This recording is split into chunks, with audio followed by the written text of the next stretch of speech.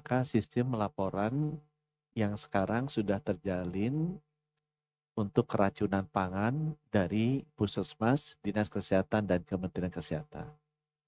Angka-angka itu setiap hari ada, setiap minggu ada, dan nanti angkanya akan dikonsolidasikan bersama antara Kemenkes dan BGN. Dan kami harapkan mungkin nanti kita akan berkoordinasi dengan Badan Komunikasi Pemerintah. Kalau perlu misalnya ada update harian atau mingguan atau bulanan yang seperti dulu kita lakukan pada saat COVID, itu kita bisa lakukan. Jadi itu yang pertama. Bahwa dari sisi angka-angka yang terjadi, keracunan yang terjadi, kita sudah sepakat menggunakan sistem yang ada sekarang yang sudah dibangun pelaporannya dari level puskesmas ke atas. Yang nomor 2, kita juga membereskan masalah sertifikasinya. Jadi standar minimum dari SPPG-nya. Kita juga sudah menyepakati tadi bahwa BGN akan mewajibkan sertifikasi layak hygiene dan sanitasi dari Kemenkes. Kemudian ada satu lagi yang proses apa Bu namanya? HACCP, yaitu untuk prosesnya terutama terkaitan dengan standar gizi dan manajemen resikonya. Kemudian juga nanti ada sertifikasi dari halal. Nah, ketiga proses sertifikasi ini akan ditambah satu lagi rekognisi dari BPOM. Jadi Kementerian Kesehatan dan BPOM dan BGN nanti akan bekerja sama untuk melakukan sertifikasi. Ini proses standarisasi awal. Minimalnya seperti apa. Kita juga sudah membahas bagaimana ada akselerasi dari sisi masing-masing penerbit sertifikasi agar prosesnya itu bisa cepat, kualitasnya baik, dan tidak ada biaya yang izin yang mahal-mahal.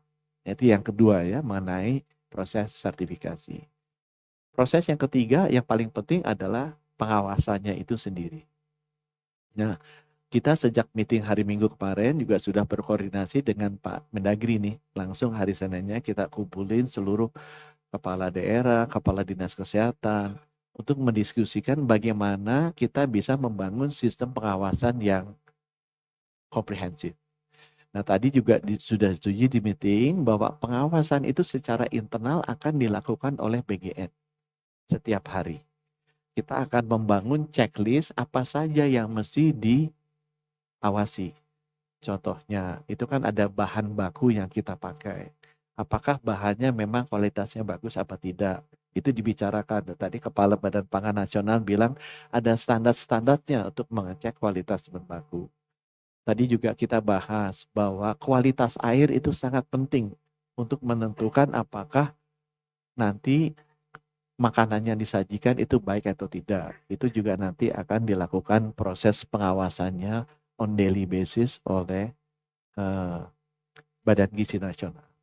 Nah, peran Kemenkes dan BPOM di sini adalah nanti kita akan melakukan pengawasan eksternal kepada para SPPG ini yang akan kita lakukan seminggu sekali. Jadi nanti Kemenkes, kemudian Kemendagri karena aparatnya ada di bawah Pemda dan BPOM akan membantu BGN yang melakukan pengawasan internal setiap hari, kita lapis dengan pengawasan eksternal setiap minggu. Dibantu dari luar. Ya, itu yang untuk pengawasan. Dan yang terakhir yang kita minta adalah proses pengawasan adalah bagaimana kalau ada dua lagi yang saya ingin sampaikan. Pertama, kalau ada kejadian keracunan, ya, atau KLB kita ngomongnya, kalau dua yang keracunan kan aturannya itu disebut sebagai KLB. Itu di tempatnya Kemendagri sudah mengeluarkan aturan gugus cepat yang isinya adalah teman-teman dari Dinas Kesehatan, Rumah Sakit Umum Daerah, sekolah-sekolah, upaya kesehatan sekolah, dan juga dari Kementerian Kesehatan. Kita ingin memastikan kalau ada kejadian luar biasa, itu bisa ditangani cepat oleh para puskesmas, hasilnya diperiksa di laboratorium kesehatan masyarakat, dan kalau ada yang perlu dirawat, segera dimasukkan ke rumah sakit.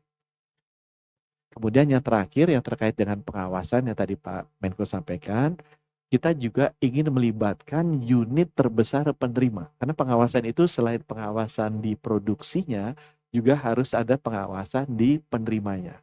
Dan di sini unit penerima yang paling besarnya itu ada di Menteri Dikdasmen. Beliau tuh punya sekolah sama madrasah 200.000 lebih ya Pak Menteri ya. Lebih. Menteri Agama ya, tapi kalau di Bapak tuh 200 ribuan lebih ya saya ingat ya sekolahnya ya. Oh 450.000 kalau saya salah.